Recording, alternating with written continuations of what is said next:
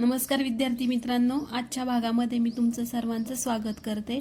आज आपण नवोदय परीक्षा 2011 ची प्रश्नपत्रिका बघणार आहोत।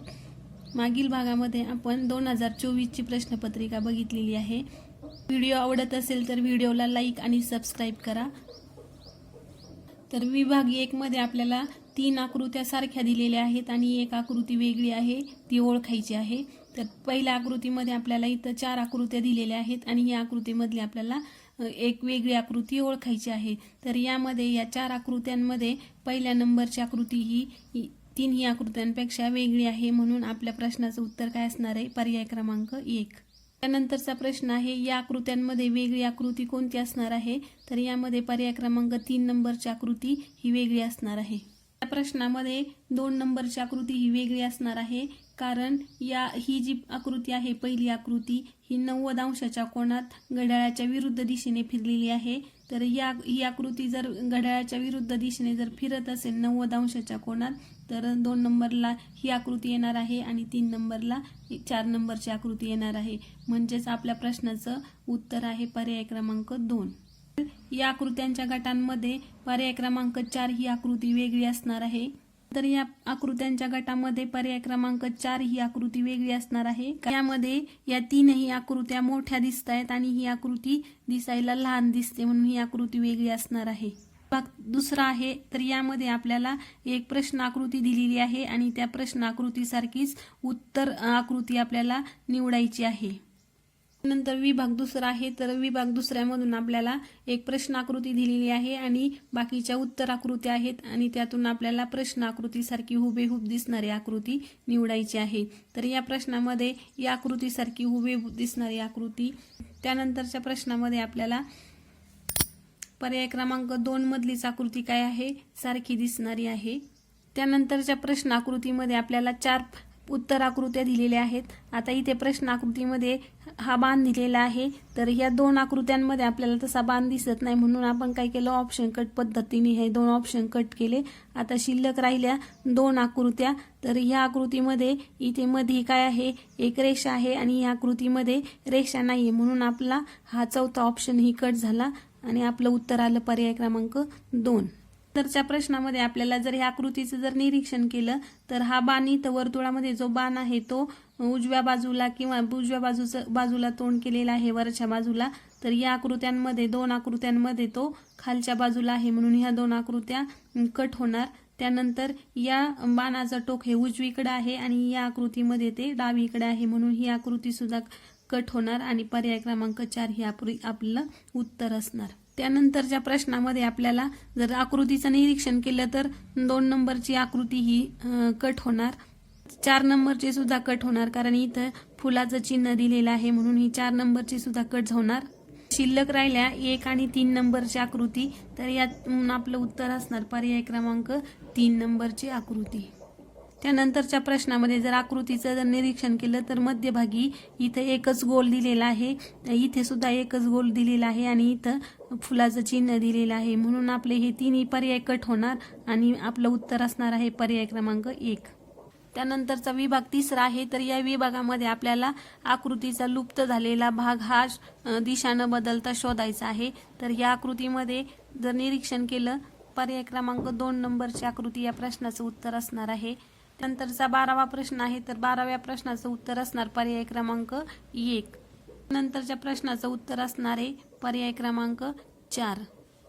नंतर ह्या जर आकृतीचं निरीक्षण केलं तर समोरासमोरील जे चिन्ह आहे ते सारखे आहे, म्हणून ह्याच्या समोरचं जे चिन्ह आहे तेही याच्या सारखंच येणार आहे। तर आपल्या पर्यायामध्ये आहे पर्याय क्रमांक 1 हे आपलं या जागी चिन्ह येणार आहे। त्यानंतरचा प्रश्न आहे, तर यामध्ये आपण जर निरीक्षण केलं तर डाव्या बाजूला जे चिन्ह दिलेले आहे तेच उजव्या बाजूला येणार आहे, म्हणून पर्याय क्रमांक 2 हे आपलं उत्तर असणार आहे। विभाग चौथा आहे, तर यामध्ये आपल्याला पहिली आकृती, दुसरी आकृती आणि तिसरी आकृती यांचा जो संबंध आहे तो पुढच्या आकृतीमध्ये येणार आहे। तर आता इथे आपल्याला 2 रेषा दिलेल्या आहेत, इथं 3 रेषा दिलेल्या आहेत आणि इथं 4 रेषा दिलेल्या आहेत। तर आपल्याला विभाग चौथा आहे, तर या विभागामध्ये आपल्याला प्रश्न आकृत्या ह्या एका मालिकेत दिलेल्या आहेत। तर आपल्याला पुढे रिकामी जी जागा दिलेली आहे त्या रिकामी जागेमध्ये कोणती आकृती येणार आहे ते शोधून काढायचं आहे। तर प्रथम इथं पहिला एक बाण आहे, त्यानंतर इथं 2 बाण दिलेले आहेत आणि इथं 3 बाण दिलेले आहेत. तर आता आपल्याला चौथ्या आकृतीमध्ये 4 बाण येणार आहेत. आपल्या प्रश्नाचं उत्तर काय असणार आहे? पर्याय क्रमांक 2. त्यानंतरचा प्रश्न आहे, तर या प्रश्नामध्ये आपल्याला कोणती आकृती येणार आहेत? इथं पर्याय दिलेले आहेत. तर या पर्यायामधून आपल्याला चौथा पर्याय हा या रिकाम्या जागी बसणार आहे, म्हणून आपल्या प्रश्नाचं उत्तर आहे पर्याय क्रमांक 4. त्यानंतरचा 18वा प्रश्न आहे, तर 18व्या प्रश्नामध्ये आपलं उत्तर येणार आहे पर्याय क्रमांक 3. प्रश्न आहे, तर या आकृत्यांमध्ये आपल्या प्रश्नाचं उत्तर असणार आहे पर्याय क्रमांक 4.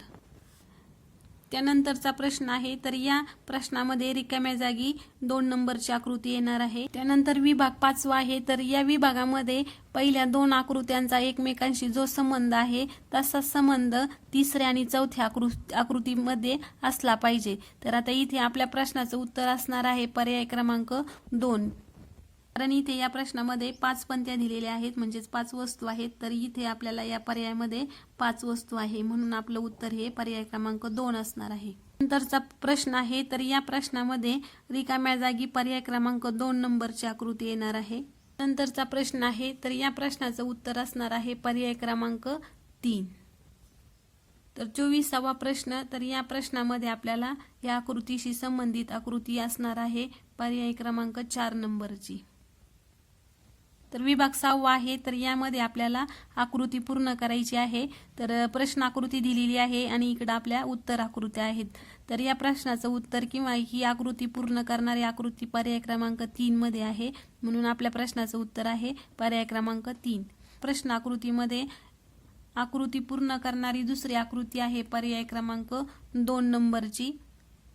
तर ही आकृती काय होणार आहे? पूर्ण होणार आहे. 28वा प्रश्न आहे, तर ही आकृती पूर्ण करणारी आकृती पर्याय क्रमांक 3 मध्ये आहे, म्हणून आपल्या प्रश्नाचं उत्तर पर्याय क्रमांक 3 आहे.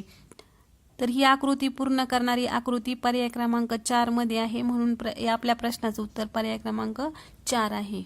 या आकृतीचा हा जो भाग आहे, हा भाग पूर्ण करणारी आकृती पर्याय क्रमांक 3 मध्ये दिसते, म्हणून आपलं उत्तर आहे पर्याय क्रमांक 3. नंतरचा 7वा विभाग आहे, तर या विभागामध्ये 4 आकृत्यांपैकी 3 आकृत्या काही प्रमाणात सारख्या असणार आहे आणि एक आकृती वेगळी आहे. तर आपल्याला या चित्रांमध्ये प्रश्नामध्ये पर्याय क्रमांक 3 नंबरची आकृती ही काही प्रमाणामध्ये वेगळी आहे, म्हणून ही आकृती वेगळी काढायची आहे. तर या प्रश्नाचं उत्तर 3 असणार आहे. त्यानंतरचा प्रश्न आहे 32, तर 32 मध्ये आपल्याला पर्याय क्रमांक 4 हा वेगळा असणार आहे. त्यानंतर 33वा प्रश्न, तर 33व्या प्रश्नामध्ये पर्याय क्रमांक 3 हा पर्याय वेगळा असणार आहे. तर 34वा प्रश्न, तर 34व्या प्रश्नामध्ये आपल्याला पर्याय क्रमांक 3 हा वेगळा असणार आहे. 35वा प्रश्न, तर 35या प्रश्नामध्ये पर्याय क्रमांक 3 हा वेगळा असणार आहे. तर विभाग 8वा आहे, तर या विभागामध्ये आपल्याला प्रश्न आकृती ही बाजूला दिलेली आहे आणि ह्या प्रश्न आकृतीशी तंतोतंत जुळणारी आकृती इथं शोधायची आहे. तर आता इथे तंतोतंत जुळणारी आकृती ही पर्याय क्रमांक 1 मध्ये आहे, म्हणून आपल्या प्रश्नाचं उत्तर हे 1 आहे. त्यानंतरचा प्रश्न आहे 37वा, तर यामध्ये तंतोतंत जुळणारी आकृती ही पर्याय क्रमांक 1 मध्ये दिसते. नंतर आपल्याला ही प्रश्न आकृती उत्तर आकृत्यांमध्ये पर्याय क्रमांक 4 मध्ये दिसत आहे, म्हणून आपल्या प्रश्नाचं उत्तर आहे पर्याय क्रमांक 3. त्यानंतर 40वा प्रश्न, तर 40व्या प्रश्नामध्ये ही प्रश्न आकृती पर्याय क्रमांक 3 मध्ये दिसते. भाग 9 आहे, तर यामध्ये आपल्याला आकृत्यांचं निरीक्षण करायचं आहे, उत्तर आकृत्यांचं, आणि प्रश्न आकृतीची रचना ही पूर्ण करायची आहे, त्याची दिशा न बदलता. तर आता इथे आपल्याला या प्रश्नामध्ये याचं उत्तर येणार आहे पर्याय क्रमांक 4. 43व्या प्रश्नामध्ये पर्याय क्रमांक 3 नंबरची आकृती इथं बसणार आहे. तरचा 43वा प्रश्न आहे, तर 43व्या प्रश्नाचं उत्तर असणार आहे पर्याय क्रमांक 1. पर्याय 1 नंबरची आकृती ही या भागामध्ये इथं बसणार आहे. पुढचा प्रश्न आहे, तर ही आकृती पूर्ण करण्यासाठी आपल्याला 2 नंबरचा पर्याय इथं योग्य ठरणार आहे, म्हणून पर्याय क्रमांक 2 हे काय आहे? आपल्या प्रश्नाचं उत्तर आहे. त्यानंतर 45वा प्रश्न, तर याचं उत्तर असणार आहे पर्याय क्रमांक 4. याचं जर निरीक्षण केलं तर 4थ्या नंबरचा पर्याय इथं बसणार आहे आणि ही आकृती पूर्ण होणार आहे. म्हणून विभाग आहे 10वा, तर यामध्ये आपल्याला 3 प्रश्न आकृत्या दिलेल्या आहेत आणि 4थ्या प्रश्न आकृतीची जागा रिकामी ठेवलेली आहे. प्रश्न आकृती एका विशिष्ट क्रमसंगतीमध्ये आहे. दिलेल्या उत्तराच्या आकृतीमधून अशी आकृती आपल्याला चौथ्या नंबरला शोधून काढायची आहे। तर आता इथे ही जी आकृतींची मालिका आहे याच्यामध्ये एक क्रमसंगत आहे। तर आपल्या प्रश्नाचं उत्तर इथं उत्तर आकृत्यांमधून शोधायचं आहे। तर प्रश्नाचं उत्तर असणार आहे पर्याय क्रमांक 2। त्यानंतरचा प्रश्न आहे, तर या आकृत्यांचं जर निरीक्षण केलं तर 1 नंबरची आकृती आपली चौथ्या या ठिकाणी येणार आहे। त्यानंतरचा प्रश्न आहे, जर या आकृतीचं निरीक्षण केलं तर आपल्याला चौथ्या ठिकाणी 1 नंबरची आकृती येणार आहे। जर निरीक्षण केलं तर आपल्याला उत्तर आकृतीमधून पर्याय क्रमांक 4 नंबर आपला तिथं त्या चौथ्या आकृतीचा येणार आहे। म्हणून आपल्या प्रश्नाचं उत्तर आहे पर्याय क्रमांक 4। त्यानंतरचा प्रश्न आहे, तर या प्रश्नाचं जर आपण निरीक्षण केलं तर चौथ्या आकृतीचा नंबर पर्याय क्रमांक असणार आहे 3। शेवटचा प्रश्न आहे, जर या आकृत्यांचं निरीक्षण केलं तर पर्याय क्रमांक उत्तर आकृत्यामधला दुसरा हा पर्याय इथं येणार आहे। तर अशा प्रकारे आज आपण 2011ची नवोदयची प्रश्नपत्रिका सोडवलेली आहे। व्हिडिओ आवडला असेल तर व्हिडिओला लाईक करा, सबस्क्राईब करा। धन्यवाद।